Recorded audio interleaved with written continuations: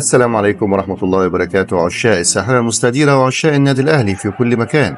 لو أنت أول مرة تشاهدنا ما تنساش تشترك بالقناة وتفعل زر الجرس ليصلك كل جديد.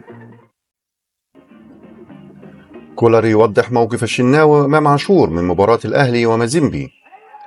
أوضح السويسري مارسيل كولر مدرب الأهلي موقف اللاعبين العائدين من الإصابة، وعلى رأسهم الحارس محمد الشناوي ولاعب الوسط إمام عاشور من التواجد أمام مازيمبي الكونغولي في مباراة الغد الجمعة.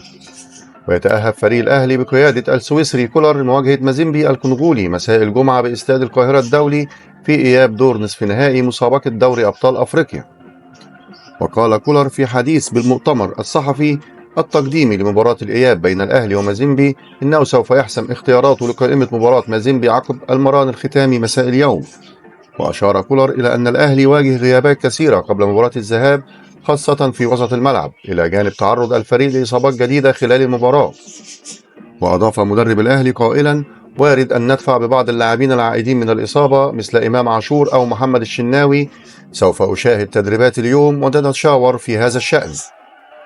وحول التعادل السلبي أمام مازيمبي في الذهاب، شدد كولر على خطورة هذه النتيجة خلال مواجهات الذهاب، موضحا أن تسجيل المنافس لهدف قد يزيد من صعوبة المباراة، وهو ما يتطلب من اللاعبين تركيزا كبيرا واستغلال الفرص المتاحة. ولفت كولر في نهاية حديثه إلى سعادته بالحضور الجماهيري لمحب المارد الأحمر، ويؤمن أن الكرة للجماهير، وعندما يلعب أي فريق أمام جماهيره تكون الدوافع للاعبين والجهاز الفني كبيرة. بالتوفيق للنادي الأهلي في المباراة، وإن شاء الله نتأهل للنهائي. والسلام عليكم ورحمة الله وبركاته.